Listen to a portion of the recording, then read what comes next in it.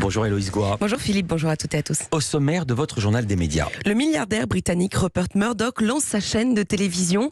On connaît les noms du président du jury et des jurés du Festival de Cannes.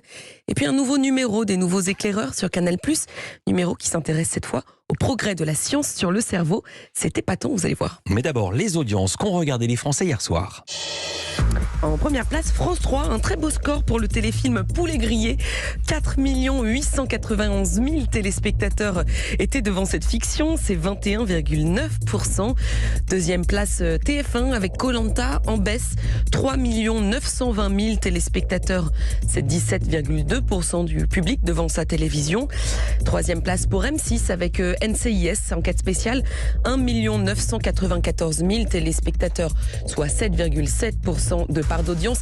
Et la quatrième chaîne de la soirée était une chaîne cryptée. Canal+ a fait un carton avec le match de foot de la Ligue des Champions qui opposait Manchester City au Real Madrid. 1 440 000 téléspectateurs, c'est 6,6% de part d'audience. Il y a même eu un pic à 1 740 000. Et Philippe, je vous laisse rappeler le score, vous savez mieux que moi. Match incroyable, 4-3 avec un doublé de Benzema, mais Madrid a perdu, mais il y a le match retour qui arrive.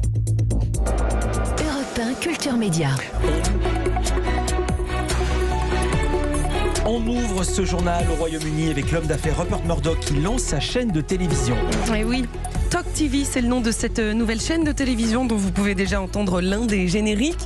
On vous parlait hier d'Elon Musk, on vous parle aujourd'hui d'un autre milliardaire, Rupert Murdoch, le grand magnat britannique des médias. À 91 ans, ce propriétaire du tabloïd The Sun, mais aussi de la chaîne américaine Fox News, a lancé lundi soir Talk TV, une chaîne de télévision construite autour de la version vidéo de Talk Radio. Le slogan de cette nouvelle chaîne nous donne déjà des indices sur le ton des programmes. Straight Talking Start Here, qu'on pourrait traduire par le franc-parler commence ici. Comme la plupart des médias qui appartiennent à Rupert Murdoch, Talk TV assume le ton conservateur de ses contenus. Et alors, qu'est-ce qu'on peut déjà voir sur cette chaîne ? Alors, il faut savoir que cette chaîne a en fait été conçue pour donner des informations similaires à celles qu'on peut lire dans les tabloïds. Vous savez, ces journaux dont les Anglais raffolent. C'est-à-dire qu'on pourra y trouver des informations sur l'actualité, mais aussi des scoops sur des célébrités ou du divertissement. La chaîne sera notamment animée par des journalistes du Sun et du Times. Déjà 6 programmes ont été lancés depuis lundi. Le principal sur lequel mise la chaîne, c'est l'émission intitulée Uncensored, ça veut dire non censuré, qui est animée par la vedette Piers Morgan. Piers Morgan qui a reçu 50 millions de livres pour incarner la chaîne Talk TV pendant 3 ans. Lundi soir, cette émission diffusait déjà une interview exclusive de Donald Trump. Le programme de Piers Morgan sera également diffusé aux États-Unis sur la chaîne Fox News Nation et en Australie sur la chaîne Sky News Australia. Les deux chaînes appartiennent à Rupert Murdoch. Sur Talk TV, il y a aussi une émission qui s'intitule The Talk. C'est un talk show diffusé à 21h dans lequel plusieurs journalistes et chroniqueurs discutent autour d'une table des actualités des célébrités. Ce programme est porté par l'animatrice et femme d'affaires Sharon Osbourne.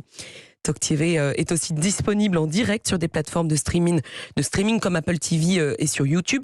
Et ce matin, la chaîne YouTube de Talk TV comptait déjà 299 000 abonnés.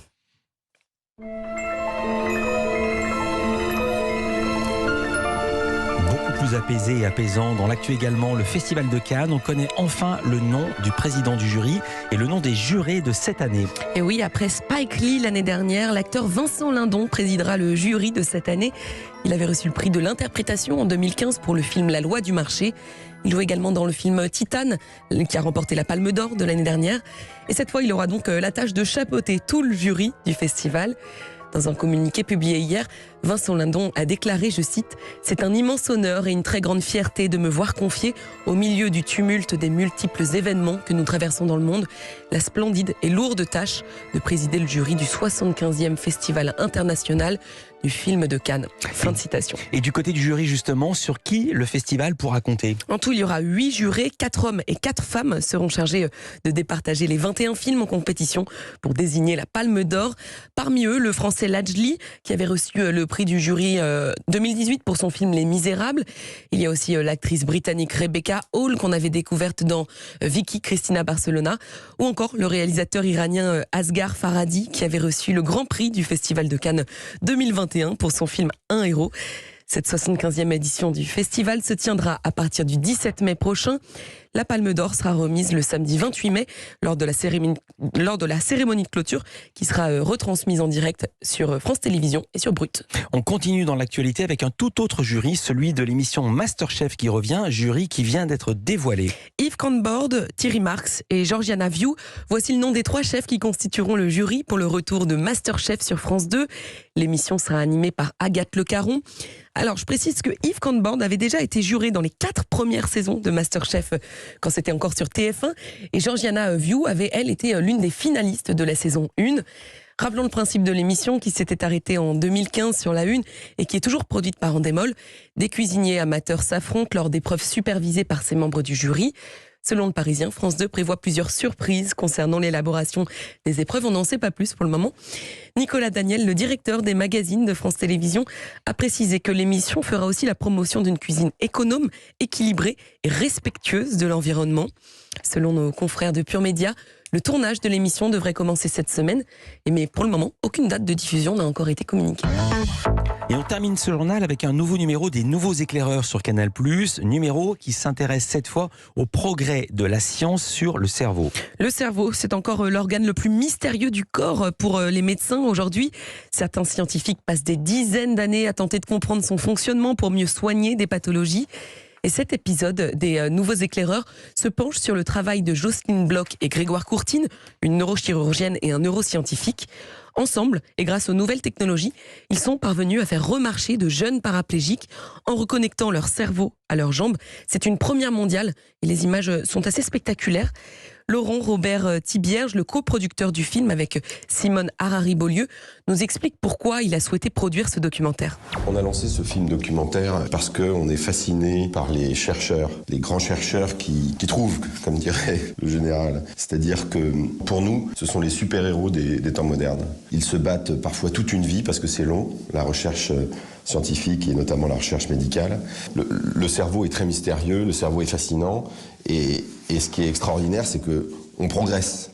Les chercheurs inventent et découvrent des choses nouvelles tous les jours et c'est souvent époustouflant parce que c'est avec très peu de connaissances, finalement, ils sont bien conscients qu'au début de ces recherches, ils arrivent à progresser. Et les exemples qu'on a trouvés, c'était un moyen de comprendre un peu plus le cerveau, notre cerveau, et puis surtout de voir des applications concrètes. Le film s'intéresse aussi à d'autres scientifiques passionnés comme Étienne-Émile Beaulieu, un docteur en médecine et en sciences. À 95 ans, il continue de travailler sur une molécule susceptible de guérir des dépressions résistantes. Laurent Robert Thibierge nous explique ce que dit ce film de l'avenir des avancées scientifiques et médicales.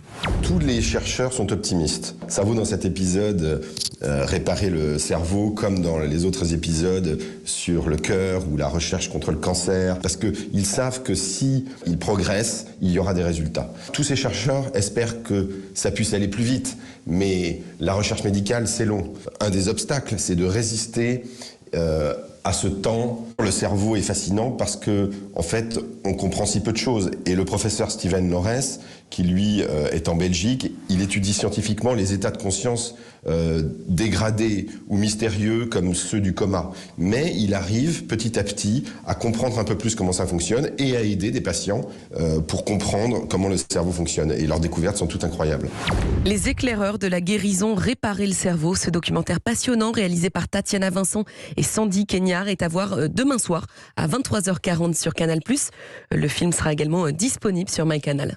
Merci beaucoup Héloïse Goua. Toutes ces infos à retrouver dans notre newsletter média. L'inscription est gratuite, c'est sur europe1.fr.